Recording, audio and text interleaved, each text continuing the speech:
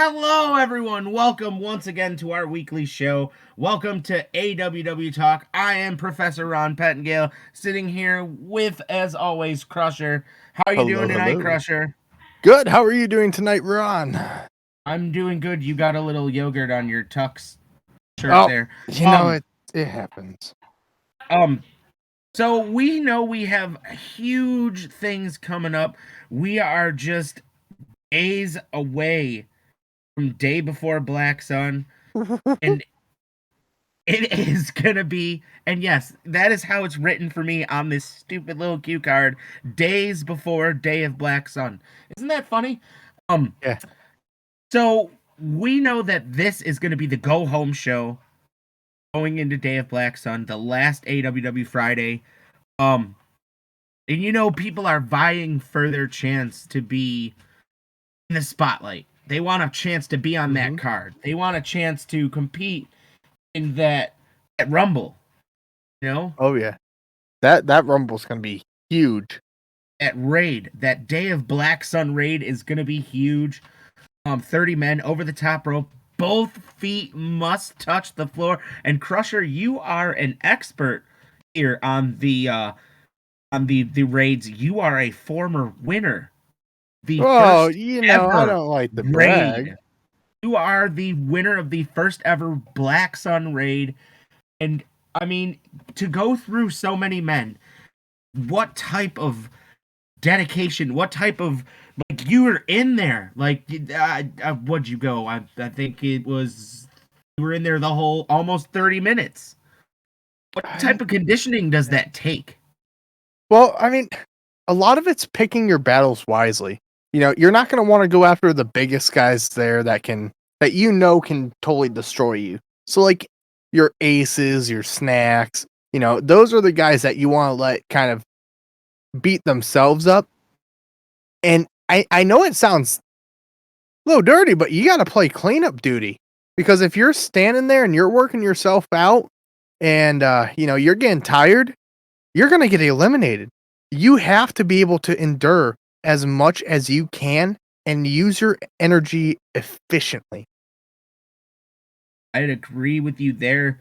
That's words from the wise to the 30 participants in the Day of Black Sun raid, the first ever raid winner, Crusher, my co-host and contort.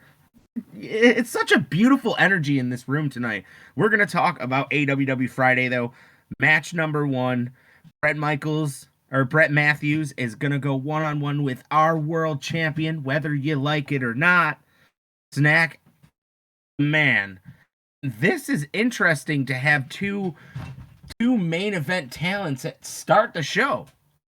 Yeah, well, Wolf does like having those strong starts to the show, so I guess I can't be too surprised by it.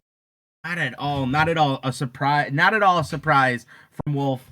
It's just the way that he does things is very very good. And this is going to be a great match. We got Snacks in the building. We'll have him come on the show in a little while. He's in the back in the green room, probably getting himself refreshments. We know the attitude that Snacks has. He is not afraid of any competitor. Not at all. Here's what I feel about that. I feel the reason why he did what he did to Ace is because he's scared of Ace. Because he knows the one person that has his number is in jail right now. So he can sit comfortably in our green room, and I know he can hear me, and he's probably not going to be pleased at what I say, but I wouldn't be an analyst if I did. I wouldn't be a biased analyst if I didn't say this. So you took out the big dude, and now you have a match with Brett Matthews this week. Going into Day of Black Sun, like, I got questions for this man. You know what? I got questions for you. You're going to answer them when you come out. You're not coming out yet. What do you think about this match, Wolf, Crusher, to start? Well, I mean, all sorts of all over the place. As we said, it's going to be a huge match. We have Snacks Man, who's just a powerhouse. This is somebody who has no regrets, no mercy. He'll throw you through a table that's on fire, and he's already proved it. I agree Going with against that. That is the super statement. talented Brett Matthews, who is probably right now looking for a match like this. He wants to go against the ones that hold the belt, so he can get himself a belt. It's Right. beautiful I mean, contest. and it will be. The way to start Friday night is definitely to have a main event caliber match like this, and then that gets Snacks X's feet wet for whatever he plans to do at Day of Black Sun in this 3 stages of hell match, and we're gonna find out. You know what? Those are gonna be the questions we ask. I want to get closer to it, so we're gonna move to match number 2. Epicac Final is gonna go 1-on-1.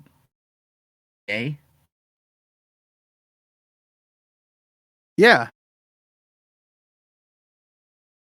Which final is going to be um really really wanting that big win in this match. There's no doubt about that. He's already proven that he can be a title contender. Absolutely. 155% absolutely. I'm pretty Yeah, sure he was one of the Mandarin. final men in the Elimination Chamber that one year that Ace was I remember that kind of. Like, Final puts on a show, but the thing is with him is he can't, in my opinion, he hasn't been able to seal the deal. He hasn't been able to win the big one. To be fair, he kind of did get screwed over at the Elimination Chamber. But I mean, like, everybody basically got screwed over. You know, there was chaos in the ring that threw a lot of people off. You know, they weren't sure whether this was supposed to happen or not. Ace going on a rampage, slamming people through stuff. So I think maybe this time he can seal the deal, and Mandarin's going to be that big challenge for Final. I absolutely agree. Bills Mafia member Mandarin. It's gonna be a good match. These two are definitely people I could see at some point getting a number 1 contender shot. Oh yeah.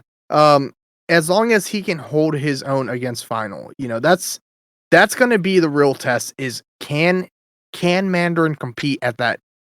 I don't want to say top level, because Final, he's outside the bubble looking in to be a top fighter, but he's pretty much there. So can Mandarin go against a almost top contender? We'll find out. Moving on from that, we're going to get into tag team action as Thomas Kennedy and Max Cannon are going to go 1-on-1 with Selfish Generation, Brooks and Hunter. And these are 2 guys, Kennedy and Cannon, that haven't not been seeing eye to eye. Both of them want to get their hands on Don Keyballs. Here's my first question. How do these 2 even remotely plan to get along in that ring? I don't think they're going to. Team. I don't think they're going to either. The way to be a tag team is to be a cohesive unit with frequent tags and all that jazz to go with it. Thomas Kennedy and Max Cannon are not that at all. They are like 2 weird magnets that when you try to put them together, they push away from each other. I think we might see another Ice Age situation where one's just not willing to help the other. We got to keep in mind that we do have the rule of 3 breakups. Are we going to see them all get used? Tag team action, GM Wolf issued that new rule to where 3 breakups and then the team is disqualified. Oh yeah. That is coming to become a play here in AWW. And what does that do to change the game on tag team matches?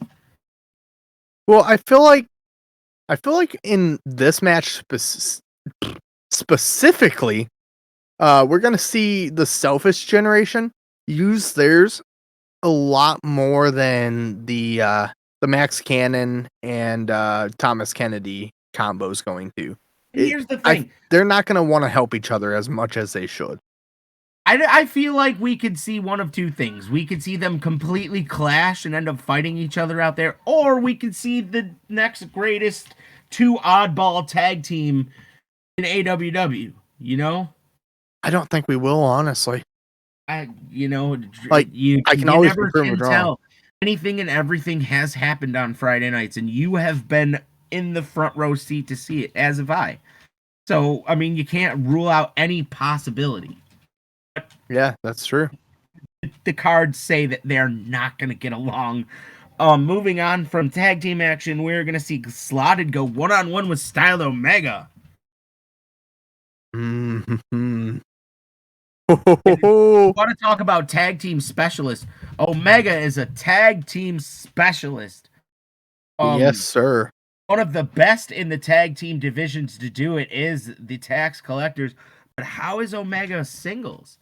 We're gonna find that out. He's gonna go one-on-one with Slotted, and Slotted's no like cupcake at all. He is not to be taken lightly. Yeah, now I don't want to discredit Omega at all, but I feel like out of the two, Turbs is the one that's more feared because Turbs just that bigger, more beefy person. Omega, he's got a little bit more speed, I want to say. So I feel like this is going to be a really good matchup. It is. Really, really is. And honestly, with the way we've seen tag teams break out, like in singles, like we've seen it with Meyer, we've seen it with Shu, are we going to see the same sort of generated success on the side of Style Omega? It's quite possible. And you know, I love me some tax season. Yeah, we know you're a hallmark for the Tax Collectors. Mm-hmm. Moving on to our main event, we're going to see the big man Camo go one-on-one with Butt Screw.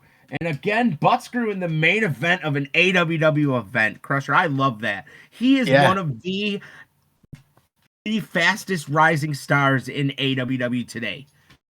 Oh, yeah. And this, we got to also mention, too, this is the second main event for Camo in a row. This is like the second for Butt Screw, I believe, as well. No, not in a row. Last week was Camo versus Closer versus Linty versus Crimson. This week is Camo versus Butt Screw. So that's gonna be rough for Camo going 2 main event matches. That's gotta be tiring. Yeah, but when you're a man as big as Camo, you're expected to be at the top of the card. That's true. And he is a monster. We gotta discuss Butt Screw's possible disadvantage on this. He's never wrestled a behemoth like Camo. Does he know how? That's going to be a big question that comes into play in this match. And that's the thing. I think that Butt Screw is the type of person to adapt to his setting. He's the type of wrestler that you love to see. He is an adaptable force. He can get in the ring with the smallest dude and adapt to a cruiserweight style, or he can get in there with a guy like Camo and he's going to be able to adapt and throw around with him. And I think we're going to see a side of Butt Screw that I'm talking about where he's able to, like, you know, kind of like metamorphosize himself to keep up with Camo's big size and speed. Oh, yeah. And it's, you know, I never want to count Butt Screw out because Butt Screw has done impressive things in AWW so far. But yeah, we just got to see if he is able to adapt to Camo's massive size. I think he will be. I have the utmost confidence in that match. And speaking of people who have set AWW on fire, ladies and gentlemen, I'd like to introduce to you the reigning, defending, undisputed AWW World Heavyweight Champion, Snacks, the man. Hello, AWW. Where how you guys feeling tonight? I know you're happy to hear your champion grace you with his presence tonight on AWW Talk. Oh yeah, How you guys feeling tonight? How you guys feeling? We're feeling good. We're feeling good. We are one show away from Day of Black Sun. 3 stages of hell. Ace has called you out. You get to pick the stipulations for this match. Snacks, do you got any idea how you're going to, and let's put it in words that you might be pleased with, how you're going to destroy Ace this time? Well, this Friday I have a match against somebody I helped create in CS, a man by the name of Brett Matthews. He's a good competitor. Me and my partner Cortez were the first people to give Mr. Brett Matthews a chance in this professional wrestling world. And he decides to spit in my face and wants to attack me and call me by my shoot name out of some type of offense that he has. Like I didn't give him a chance to be inside this world. But I'm gonna have to put people back in their places, let them know who introduced them to this, who put them on, who gave them a chance, opportunity to speak their minds. Mhm. Now, while we're on the topic of match one for you, does it feel weird to you being in a match one and not a main event? Because I know you're all about the money, and a main event would bring in more for you. So I had a discussion with Avatar, and we came to the conclusion that this is going to be a quick night for me. I won't be out there more than 10 minutes max wrestling Brett Matthews. I know it's not the main event like I prefer, but I could get in, get out, go back to California, go back to Cuba, and have some fun over there. Know what I'm saying? See some ladies, get some Oh, nice yeah, yeah. entertainment going. So That's understandable. speaking of matches, like you feel like Brett Matthews, you feel like this is a warm up going into Sunday against Ace at Day of Black Sun? 3 stages of hell. I don't think I have a match for Black Sunday because as far as I know, I don't have there's no number one contender. There's no challenges for my belt. So this is my last match this Friday coming up before the next pay-per-view. Just let it simmer for a little bit. I'll be happy to take on the winner of the Black Sun Raid. I'll be waiting for them at the next pay-per-view event. In the main event, of course, because that's the kind of man I am. Yeah, the type of man you are is to duck and dodge the man you put in jail unlawfully, I might add. That's the type of man you are. Do you have a question? Because I seem like this biased commentators, which is saying things I don't understand. Yeah, Are you serious? I'm calling the facts. You threw this man in jail. Challenged you to 3 stages of hell. Do you have the stipulations for the matches? Because our fans want to know. You got a question for me, duck and dodge him again? I don't right now. I think the one question that I asked you was, kind of what I wanted to know. All right. Mr. Pettingill, you have any other questions you want to ask me, sir? Yeah. Do you have stipulations for the match that you're going to have? I don't think I have a match on Sunday, right? I don't think I have a match on Sunday.